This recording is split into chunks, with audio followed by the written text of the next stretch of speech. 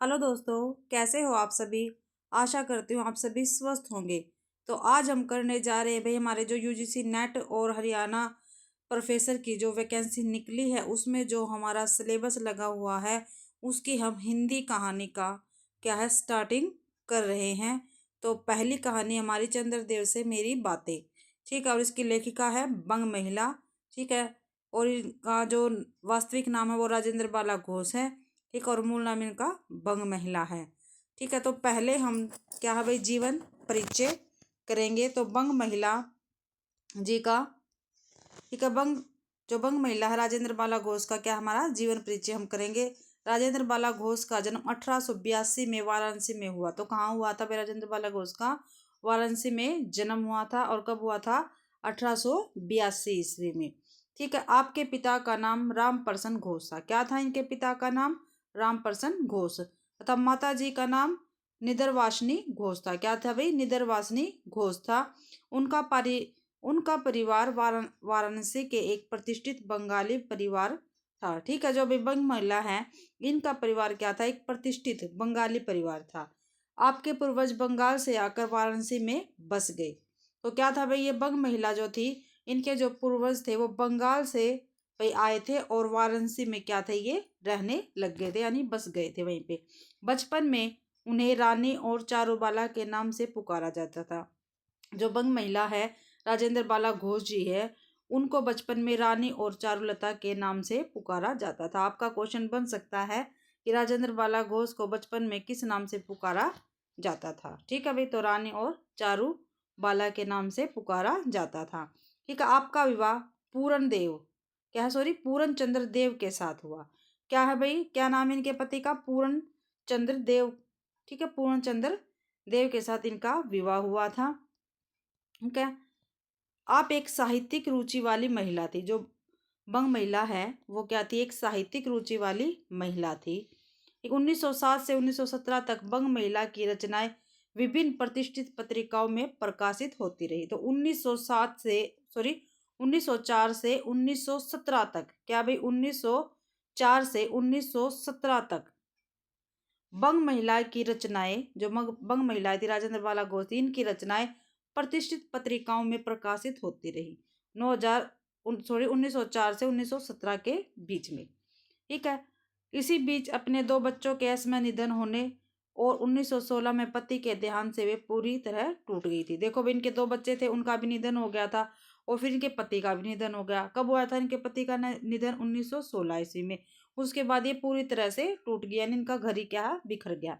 इन आघातों के कारण आपकी वाणी मौन हो गई, ठीक है। जो ये इनको आघात मिले, इनको जो दुख हुआ, उनके कारण जो इनके जो वाणी थी वो क्या थी? मौन हो गया, यानी ये चुप हो गई और सर्जन भी बंद हो गया और उन्होंने अपना साहित्य लिखना बंद कर दिया। 24 फरवरी 1949 को मिर्जापुर में आपका देहांत हो गया। जो राजेंद्र बाला घोष है, ठीक है, बंग महिला, उनका 24 फरवरी 1949 को मिर्जापुर में क्या भाई देहांत हो गया था, ठीक है। आगे है,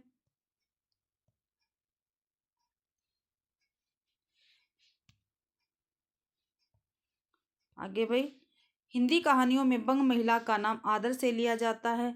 मूलतः हिंदी भाषी न होते हुए भी आपको हिंदी से अनन्य अनुराग था, ठीक है। आप सभी को पता ये हिंदी भाषी नहीं थी क्योंकि ये बंगाली थी, बंगाल से आए थे और वाराणसी में बस गए थे, ठीक है। लेकिन इनको क्या था, फिर भी हिंदी से बहुत ज़्यादा प्यार था। आप आप बंगला में प्रवासिनी के नाम से लिखती थी, ठीक है। देखो भाई, जो हमारी बंग महिला है, ठीक है, वो प्रवासिनी के नाम से भी लिखती थी बांग्ला में। इनकी प्रमुख कहानी दुलाई वाली है, जो 1907 में सरस्वती में प्रकाशित हुई थी, ठीक है भाई। कौन सी इनकी प्रमुख कहानी? दुलाई वाली, जो 1907 में सरस्वती में प्रकाशित हुई थी। हिंदी की पहली कहानी कौन सी है, इस विषय में मतभेद है, लेकिन पहली हिंदी की कहानी कहीं जाले वाली कहानियों में से एक बंग महिला की दुलाई वाली है, ठीक है भाई। दुलाई वाली को हिंदी की पहली कहानी कहा जाता, आप सभी को पता होगा ये। आगे, बंग महिला हिंदी कहानी लेखन की विचारधारा संपन्नादि महिला है। उन्हीं की बनाई जमीन पर प्रेमचंद्र, देखो प्रेमचंद्र जैसे कहानीकार खड़े हुए, ठीक है। क्या भाई? उन्हीं की बनाई जमीन पर भाई जो उन्होंने साहित्य लिखा, ठीक है, वैसा ही साहित्य लेके प्रेमचंद्र जैसे कहानीकार क्या थे, खड़े हुए। हिंदी कहानियों के लिए नया वस्तु विधान करने, रचना प्रक्रिया को अभिनव मोड़ देने और भाषा को समूची प्राण सत्ता के साथ संचालित करने में बंग महिला का कोई जोड़ नहीं है। ठीक है भाई, देखो क्या था, उन्होंने नया वस्तु विधान विधान किया, रचना प्रक्रिया को अभिनव मोड़ देने में, ठीक, और भाषा को समुचित प्राण सत्ता के साथ संचालित करने में बंग महिला का कोई जोड़ नहीं था भाई। ठीक है, नारियों को रूढ़ तथा जड़ परंपराओं के शिकंजे में कसने वाली शास्त्रीय व्यवस्थाओं को नकारती हुई बंग महिला ने स्त्री का नया माहौल बनाया। क्या भाई, स्त्री शिक्षा के विषय में भी उन्होंने क्या था, एक नया कार्य किया था। उन्होंने नारियों के लिए स्वेच्छाएं पति का चुनाव करने, तलाक देने, उनके लेखन में देखो देखो भाई क्या क्या क्या था नारियों के विषय में भाई, अपनी इच्छा से पति चुनने और उन्हें भाई जो उनको पसंद नहीं है उनको तलाक देने की शिक्षा भी बंग महिला ने ही दी थी। उनके लेखन में नया युग नई करवटें लेने लगा। बंग महिला के जीवन और कर्तव्य में समकालीन नारी लेखन के तमाम मुद्दे अनुभूत है भाई। ठीक है, अब इनकी है भाई कृतियाँ, जो हमारे पास राजेंद्र बाला घोष जी है बंग महिला, उनकी कृतियाँ देखते हैं। तो देखो भाई, चंद्रदेव से मेरी बातें 1904 ईस्वी में। ठीक है, आज हम यही कहानी क्या है पढ़ेंगे, चंद्रदेव से मेरी बातें कब प्रकाशित हुई, 1904 ईस्वी में। ठीक है, कुंभ में छोटी बहू 1906 ईस्वी में। क्या भाई, कुंभ में छोटी बहू 1906 ईस्वी में। दुलाई वाली 1907 में। भाई बहन 1908 में। ठीक है, और दलिया 1909 में। क्या भाई, दलिया क्या है 1909 में। और 12 कड़िया, ठीक है, और बंग महिला नारी मुक्ति का संघर्ष, गूगल की पुस्तक है, इसके लेखक है भावेद्य पांडे। ठीक है, इन्होंने ये पुस्तक लिखी है, बंग महिला नारी मुक्ति का संघर्ष। ठीक है, बंग महिला के ऊपर लिखी है ये। ठीक है, क्या कौन से लेखक है इसके, भावेद्य पांडे भाई। ठीक है, अब हम करते हैं भाई जो हमारी कहानी हमारे पास चंद्रदेव से मेरी बातें, वो हम आज करते हैं। ठीक है, लेखक परिचय मैंने आपको करवा दिया है। ठीक है, इसके बाद हम जो हमारे पास कहानी है वो हम कर रहे हैं, और कहानी में जो कहानी की पृष्ठभूमि है, ठीक है, उसका प्रतिपाद्य है, और कहानी के अंदर क्या क्या आया है, उसके पात्र क्या है, उसके प्रमुख उदाहरण क्या है, वो मैं आपको करवाऊंगी। ठीक है भाई, तो देखो इसकी पृष्ठभूमि देखते हैं पहले। क्या है पृष्ठभूमि जी, जो हमारे पास चंद्रदेव से मेरी बातें हैं, कहानी का प्रकाशन 1907 ईस्वी में हुआ और सरस्वती पत्रिका में हुआ।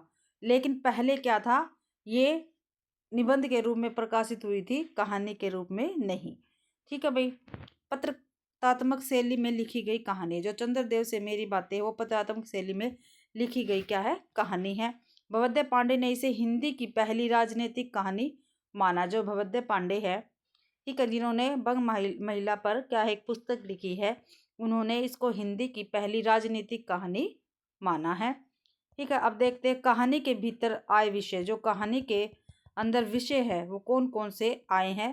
ठीक है, पेपर में पूछा जा सकता है भाई। ठीक है, कौन कौन से इसमें विषय आए हैं हमारे पास, तो कौन कौन से आए हैं भाई, मैं इसको हाईलाइट करना भूल गई हूँ। ठीक है, कहानी के भीतर आए विषय कौन कौन से, पक्षपात है, ज्ञान विज्ञान है, कलकत्ता की बात है, चिकित्सा है, वाहन या चप्पल है, बिजली है, एकता का सूत्र है, तंत्र विज्ञान है, परिवर्तन है, कानून आदि। ठीक है भाई, देख लो कौन कौन से है इसके अंदर, पक्षपात, ज्ञान विज्ञान, कलकत्ता की बात, चिकित्सा, वाहन, बिजली, एकता का सूत्र, तंत्र विज्ञान, परिवर्तन, कानून आदि है। ठीक है भाई, इसके बाद है प्रतिपाद्य, जो प्रतिपाद्य है वो कहानी का इसमें क्या है। उपनिवेशवाद के शिकार भारत में तत्कालीन आर्थिक, राजनीतिक, सामाजिक समस्याओं का वर्णन करते हुए वायसराय लॉर्ड कर्जन और उनकी व्यवस्था पर करारा व्यंग्य किया है। ठीक है, जो लेखिका है उन्होंने क्या है, लॉर्ड कर्जन पर क्या है, करारा व्यंजन किया है, करारा व्यंग्य किया है, क्योंकि उस टाइम की जो आर्थिक व्यवस्था थी, हमारी राजनीतिक व्यवस्था थी, और जितनी भी सामाजिक समस्याएं थी, ठीक है, उनके प्रति क्या है, व्यंग्य हुआ है इस कहानी में हमारी राजनीति पर और लॉर्ड कर्जन पर। ठीक है भाई। इसके बाद है, यह कहानी चंद्रदेव को लिखे गए पत्र के रूप में लिखी गई है। ठीक है, देखो भाई, चंद्रदेव को क्या है, लेखिका ने एक पत्र लिखा है, ठीक है, जिसमें तत्कालीन गुलाम भारत की व्यवस्था और परिवेश पर व्यंग्य है।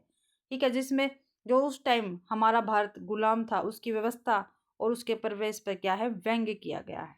ठीक है, अंग्रेजी सरकार की न्याय व्यवस्था पर व्यंग्य है। ठीक है, रंग भेद और पक्षपात पर चित्रण है इसका।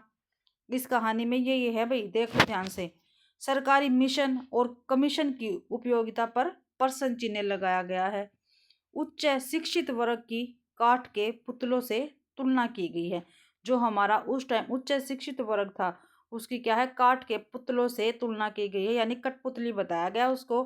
ठीक है, भारत की दीनहीन व्यवस्था को देख लेने का आग्रह चंद्रदेव से किया गया है। ठीक है भाई, चंद्रदेव से लेखिका ने क्या कहा भाई, जो भारत की दीनहीन व्यवस्था है उसको आप जरूर देखो। ठीक है, ये आग्रह क्या है, लेखिका ने चंद्रदेव से किया है भाई। उसके बाद है, प्रकृति से छेड़छाड़ पर व्यंग्य किया गया है। ठीक है, जो हमारी प्रकृति पर छेड़छाड़ हुआ उस पर व्यंग्य हुआ है। मसलन कलकत्ता आदि को देखकर आपके देवराज सुरेंद्र भी कहेंगे कि हमारी अमरावती तो इसके आगे निरी फीकी सी जान पड़ती है। ठीक है भाई, कलकत्ता के विषय में ये बताया गया है। कलकत्ता विश्वविद्यालय के विद्वानों पर व्यंग्य हुआ है। ठीक है भाई, जो कलकत्ता में विश्वविद्यालय है और उसमें जो विद्वान हैं, ठीक है, उन पर क्या है, व्यंग्य किया गया है। इसके बाद देखते हैं हमारे पास पात्र। जो इस कहानी में पात्र है वो है लेखिका और चंद्रदेव। ठीक है, एक तो लेखिका है और दूसरा चंद्रदेव है, क्योंकि लेखिका क्या है, चंद्रदेव से बातें कर रही है और हमारी कहानी का भी क्या नाम है, चंद्रदेव से मेरी बातें। अब इसके प्रमुख उदाहरण जो इस कविता में हमारे पास जो इस कहानी में हमारे पास उदाहरण आए हैं वो देखते हैं हम। ठीक है, पहला है भगवान चंद्रदेव। लेखिका कह रही भाई चंद्रदेव से, भगवान चंद्रदेव क्षमा कीजिए, आप तो अमर है, आपको मृत्यु कहाँ, तब परलोक बनाना कैसा। ओहो, देवता भी अपनी जाति के कैसे पक्षपाती होते हैं। देखा ना, चंद्रदेव को अमृत देके उन्होंने अमर कर दिया। तब यदि मनुष्य होकर हमारे अंग्रेज अपने जाति वालों का पक्षपात करे तो आश्चर्य ही क्या है। अच्छा, यदि आपको अंग्रेज जाति की सेवा करना स्वीकार हो तो एक एप्लीकेशन को क्या कहते हैं हिंदी में, निवेदन पत्र, हमारे आधुनिक भारत प्रभु लॉर्ड कर्जन के पास भेज देवे। आशा है कि आपको आदरपूर्वक अवश्य आह्वान करेंगे। स्टडी आप अधम भारतवासियों के भांति कृषांग तो नहीं है। ठीक है भाई, कृषांग क्या मतलब क्या है भाई, काले तो नहीं है, आप तो उनकी तरह क्या है, गोरे हैं, नहीं है, जो आपको अच्छी नौकरी देने में उनकी गोरांग जाति कुपित हो उठेगी। देखो भाई, क्या है, भारतीयों को क्या है, जल्दी से अंग्रेज नौकरी नहीं देते थे, इसलिए लेखिका ने कहा भाई आप काले नहीं है, कृषांग नहीं है, आप तो क्या है, गोरांग है। ठीक है, आप गोरे रंग के हो और आपको नौकरी देने में जो अंग्रेजों की जाति है वो कुपित नहीं होगी। ठीक है, उसको कोई कलंक नहीं लगेगा। आगे है, मैं विश्वास करती हूँ कि जब लॉर्ड कर्जन हमारे भारत के स्थायी भाग्य विधाता आएगा, यहाँ पे ये धा लिख गया, भाग्य विधाता बन के आएंगे, तब आपको किसी कमीशन का मेंबर नहीं तो किसी मिशन में भर्ती करके वे अवश्य ही भेज देवेंगे भाई, देखेंगे नहीं, भेज देवेंगे, क्योंकि लॉर्ड कर्जन को कमीशन और मिशन दोनों ही अत्यंत प्रिय है। जो लॉर्ड कर्जन है उनको कमीशन भी प्रिय है और अपना मिशन भी प्रिय है। आगे कहती है लेखिका, मैं अनुमान करती हूँ कि आपके नेत्रों की ज्योति भी कुछ अवश्य ही मंद पड़ गई होगी, क्योंकि आधुनिक भारत संतान लड़कपन से ही चश्मा धारण करने लगी है।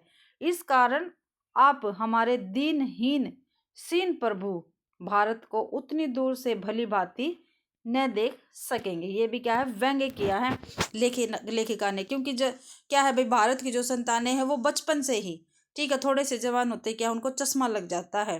ठीक है, लेकिन लेखिका ने क्या कहा है, जो चंद्रदेव है उनसे भी आपकी आंखों की तो रोशनी अब तक ठीक होगी, मन तो पड़ी नहीं होगी।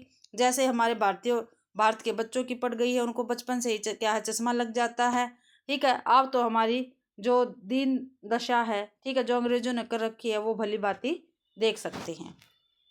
आगे है, जिस व्योमवासिनी विद्युत देवी को स्पर्श तक करने का किसी व्यक्ति को साहस नहीं हो सकता, वही आज पराये घर में आश्रिता नारियों की भांति ऐसे दबाव में पड़ी है कि वह चू तक नहीं कर सकती। क्या करे बेचारी के भाग्य में विधाता ने दासवृत्ति ही लिखी है। ये किसके बारे में कहा गया?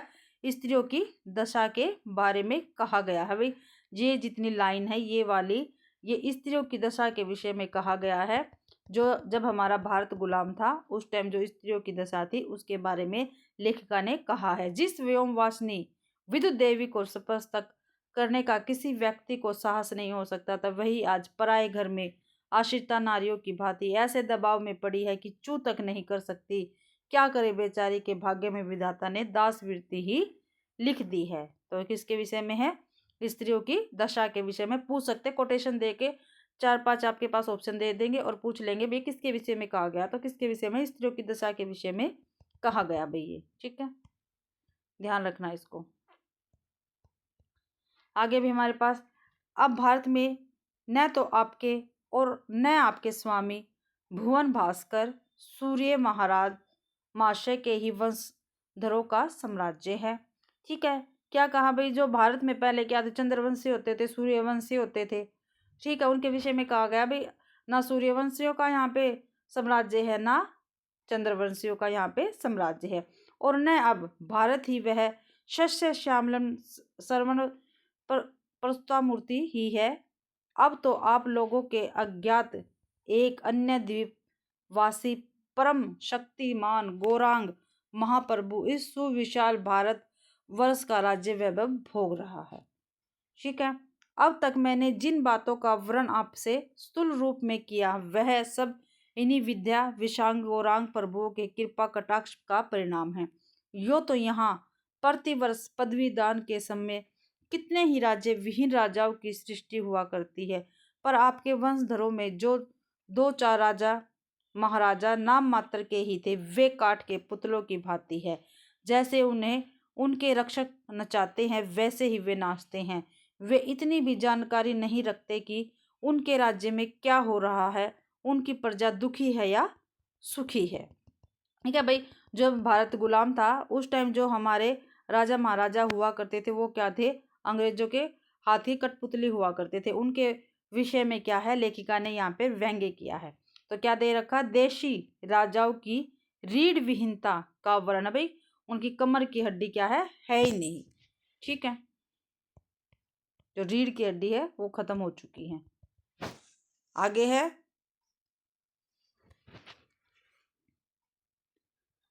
भाई हरिपदभद्वा त्रिलोक पावनी सुरसरी के भी खोटे दिन आ गए हैं।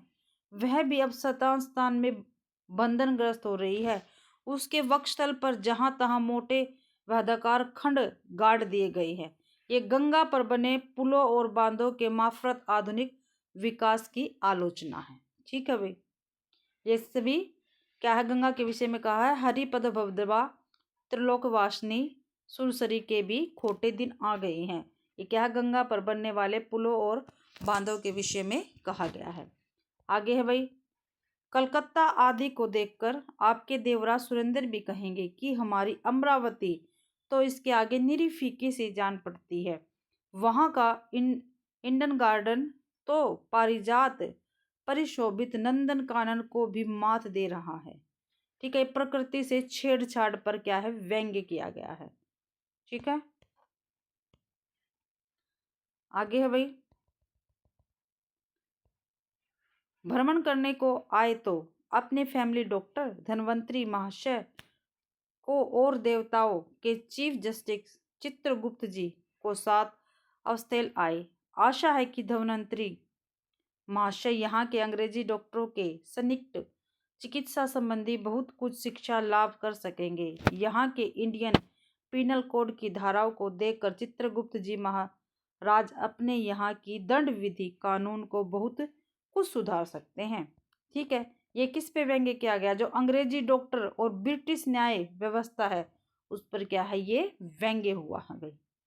ठीक है, इसी के साथ ही क्या है, हमारी आज की जो हिंदी का पहला लेसन है, हिंदी कहानी का जो पहली कहानी थी हमारी चंद्रदेव से मेरी बातें, वो क्या है, समाप्त होती है।